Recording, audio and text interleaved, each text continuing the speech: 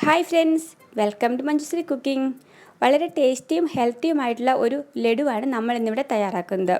അതിനു മുമ്പ് ആദ്യമായിട്ട് നിങ്ങൾ എൻ്റെ വീഡിയോ കാണുകയാണെങ്കിൽ ചാനൽ സബ്സ്ക്രൈബ് ചെയ്യാനും അടുത്തുള്ള ബെൽ ബട്ടൺ ഒന്ന് ക്ലിക്ക് ചെയ്യാനും മറക്കരുത്.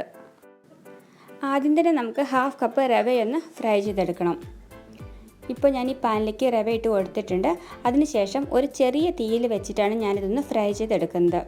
അപ്പോൾ ഈ റവയുടെ കളർ ചേഞ്ച് ആകാൻ പാടില്ല, ഇതേപോലെ വൈറ്റ് കളറിൽ തന്നെ വേണം നമുക്ക് ഫ്രൈ ചെയ്തെടുക്കാനായിട്ട്. അപ്പോൾ കുറച്ച് നേരം ഒന്ന് ഫ്രൈ ചെയ്തെടുത്താൽ മതി. അതിനുശേഷം ഞാനിതൊരു പാത്രത്തിലേക്ക് മാറ്റി വയ്ക്കുകയാണ്.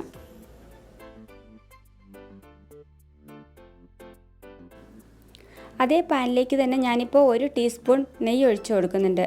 നെയ്യ് നിങ്ങൾക്ക് ഇഷ്ടമില്ല എന്നുണ്ടെങ്കിൽ അതിന് പകരം കുറച്ച് വെളിച്ചെണ്ണ ഒഴിച്ചു കൊടുത്താലും മതി. എന്നിട്ട് അതിലേക്ക് ഒരു നേന്ത്രപ്പഴം നന്നായിട്ട് അരിഞ്ഞതാണ് അതിപ്പോൾ ഞാൻ ഇട്ട് കൊടുക്കുകയാണ്.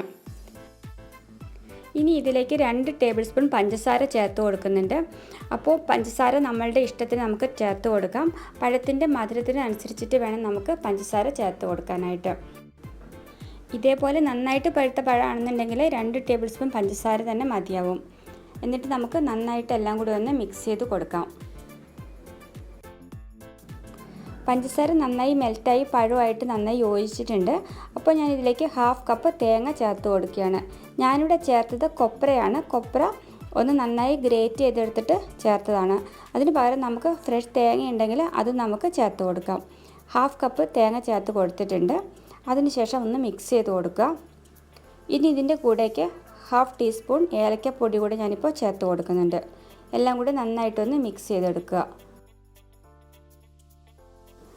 ഇവിടെ ഇപ്പോൾ പഴവും പഞ്ചസാരയും തേങ്ങയൊക്കെ നന്നായിട്ട് മാഷായിട്ട് വന്നിട്ടുണ്ട്. അപ്പോൾ ഞാനതിലേക്ക് 1/2 കപ്പ് നമ്മൾ ഓൾറെഡി റോസ്റ്റ് ചെയ്ത് വെച്ചിട്ടുള്ള റവ ചേർത്ത് കൊടുക്കുകയാണ്. അതിനുശേഷം 1/2 കപ്പ് വെള്ളം കൂടെ ചേർത്ത് കൊടുക്കുന്നുണ്ട്. ഈ റവ ഒന്ന് കുക്കാകാൻ ആവശ്യമായിട്ടുള്ള വെള്ളം മാത്രം ചേർത്ത് കൊടുത്താൽ മതി. എന്നിട്ട് ഇത് നന്നായിട്ടൊന്ന് മിക്സ് ചെയ്തെടുക്കുക. ഒരു 2 മിനിറ്റ് നമുക്കിതൊന്ന് കുക്ക് ചെയ്തെടുക്കാം. ഇതും ഒരു ചെറിയ തീയിലിട്ടിട്ട് വേണം നമുക്ക് കുക്ക് ചെയ്തെടുക്കാനായിട്ട്.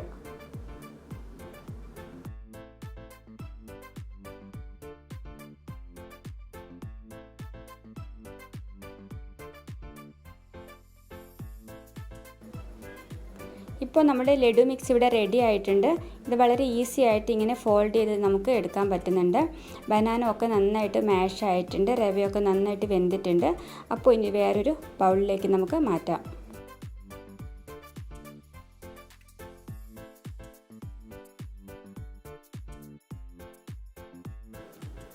ചെറിയ ചൂടോട് കൂടെ തന്നെ നമുക്ക് ഈ ലഡു ഉരുട്ടിയെടുക്കാം. ഇതേപോലത്തെ ലഡു ഉണ്ടാക്കിയിട്ട് നമുക്കൊരു പാത്രത്തിലേക്ക് മാറ്റി വയ്ക്കാം. ഇനി നമുക്ക് ഓരോ ലഡു എടുത്ത് ഇങ്ങനെ കോക്കനട്ട് പൗഡറിലൊന്ന് റോൾ ചെയ്തെടുക്കാം. ഇങ്ങനെ ആവുമ്പോൾ കുട്ടികൾക്കത് കണ്ടാൽ തന്നെ നല്ലൊരു അട്രാക്ഷൻ തോന്നും, കഴിക്കാനായിട്ട് കൂടുതൽ ഇഷ്ടമുണ്ടാവും.